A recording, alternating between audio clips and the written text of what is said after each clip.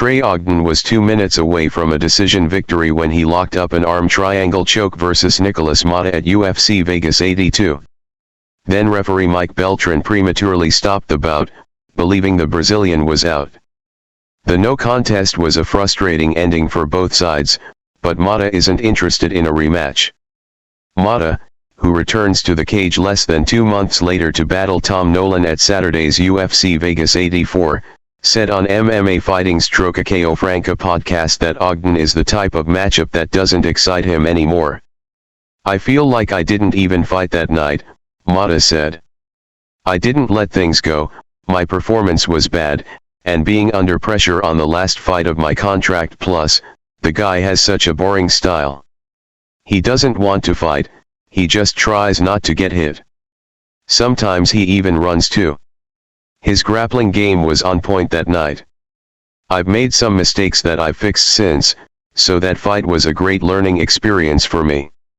Ogden received the opportunity to speak during the UFC broadcast despite not being a winner, and had more time in front of reporters backstage at the event's post-fight press conference, which made Motta even angrier.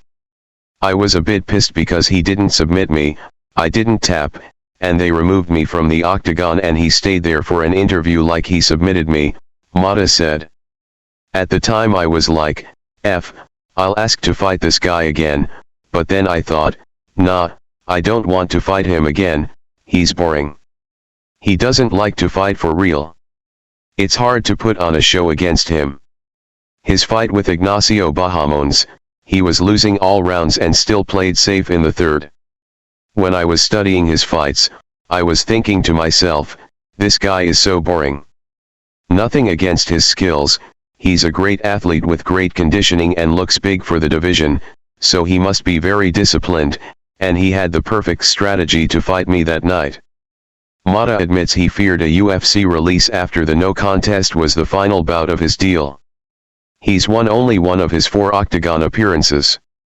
In the end, however, the promotion offered him another contract and booked him to face Nolan at the UFC Apex on January 13.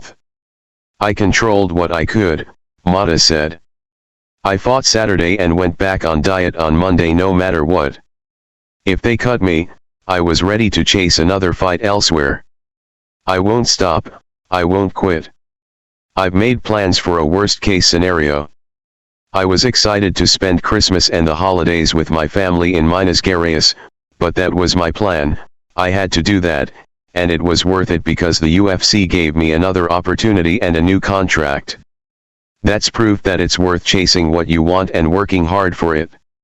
I was worried because that was my last fight and I couldn't make any mistake," he continued. "It took me 10 years to enter the UFC and I couldn't make mistakes, and that held me back a little bit in the fight. I like to listen to podcasts and learn, and I listened to Lyoto Machida the other day and he gave the example of when he lost the belt. He was obsessed by the fact he was the champion, and we can't do that. We have to focus on the action. And I plan on doing that Saturday. God willing, I'll go back to winning and showing I'm here to stay." The Brazilian lightweight said he's fixed mistakes in camp and will show a whole new Nikolas Motta this Saturday. His opponent, Nolan, is 6-0 with 4 stoppages to his credit, including a knockout over Bogdan Grad at the UFC's Contender Series this past August. Nolan is a guy that fights for real, he goes in there for the knockout or the submission, so this is going to be a show, Motta said. "I plan on using my experience. He's much younger, 23, and I'm way more experienced than him.